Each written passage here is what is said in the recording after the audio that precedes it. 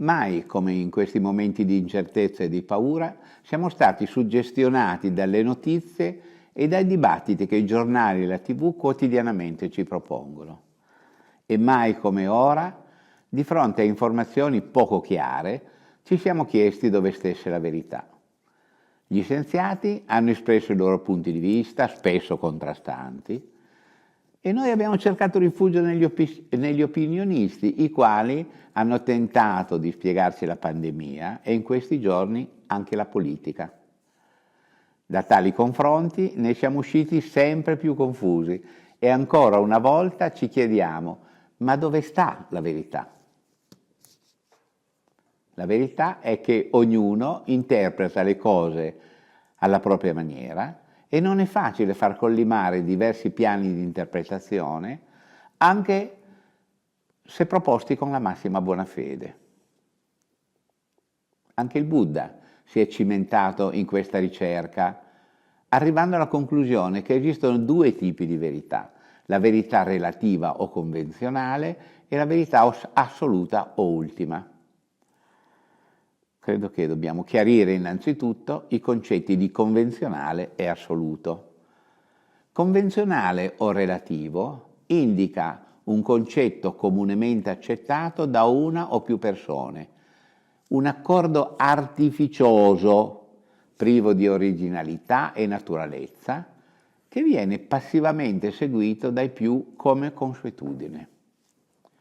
Invece assoluto o ultimo si riferisce a un concetto che non ammette limitazioni o restrizioni e in filosofia è una realtà la cui esistenza non dipende da nessun'altra, ma sussiste in sé e per sé.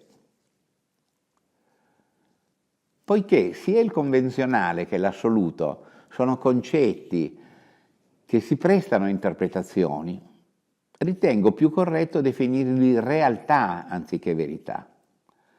Generalmente noi non distinguiamo tra realtà convenzionale e realtà assoluta e questo genera confusione perché siamo portati a considerare ciascun fenomeno come una entità unica, dotato di esistenza autonoma e quindi separato da noi.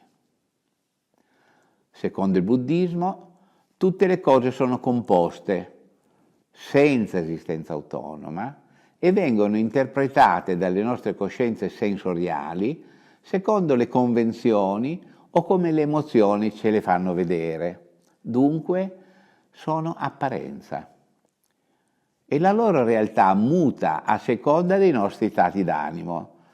Tutto ciò che ci circonda è pertanto formato dagli oggetti esterni a noi e anche dal modo con cui noi li pensiamo. Se il mio cellulare è di moda, lo trovo bello e utile. Quando passa la moda, lo vedo vecchio e non mi interessa più.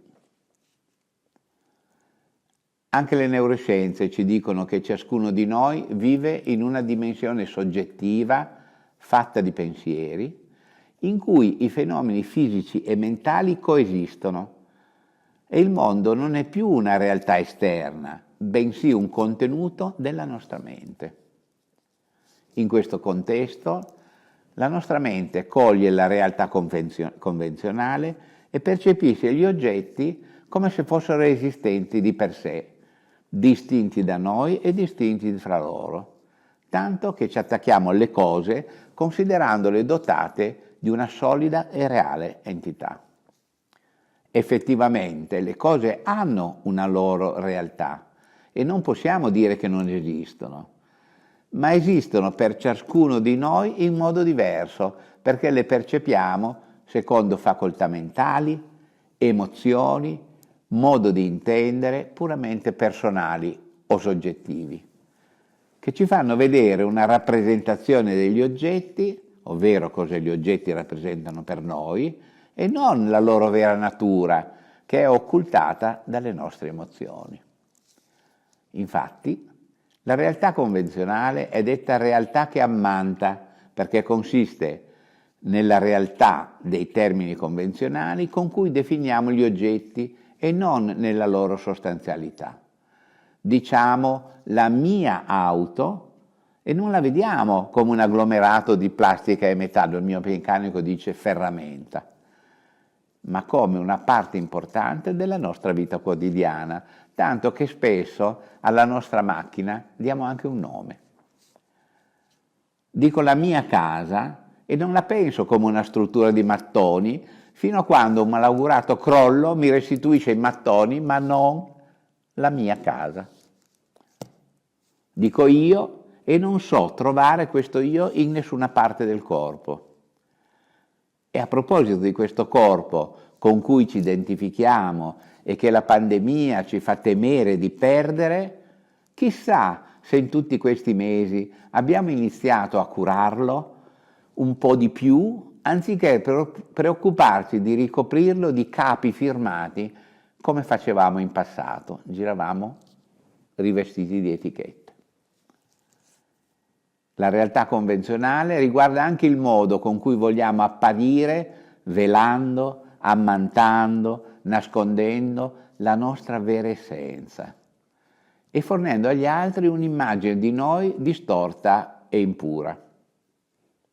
Ma questo evidentemente è normale, è ovvio, no? Noi non conosciamo mai bene l'altro, perché l'altro ci appare ma non ci rivela. Sul piano ultimo, il Buddha ha definito la nostra vera essenza chiara luce, dove chiara rappresenta una qualità di trasparenza assoluta e luce indica la facoltà della mente di effettuare un percorso di conoscenza. Tale percorso diventa efficace soltanto se sappiamo eliminare il duale, approdando a una visione delle cose non discriminante, nell'armonia dell'unità del tutto.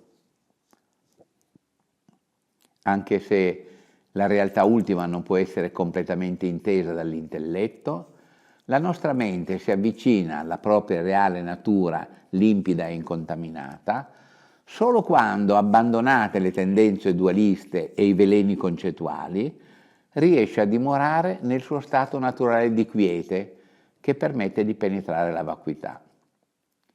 Una vacuità che significa vacuità di esistenza intrinseca dei fenomeni e che non è il nulla, in quanto i fenomeni esistono su un piano relativo dell'apparenza e si producono in modo interdipendente. La realtà convenzionale e la realtà ultima si sostengono reciprocamente. Vivendo la realtà convenzionale possiamo verificare il nostro attaccamento alle apparenze e quindi alla sofferenza e tentare di separarcene e infatti soltanto attraverso l'esperienza diretta della vita quotidiana possiamo aspirare all'eliminazione della sofferenza, liberandoci dai pensieri perturbanti e dalle emozioni distruttive che ci impediscono di vedere quella chiara luce che sin dall'origine si trova in tutti gli esseri. Namaste, dicono incontrandosi i nepalesi, rendo omaggio alla luce che è in te. Partendo da questo saluto, semplice ma profondo, possiamo gradualmente arrivare alla pace interiore che coincide con il risveglio. Namaste.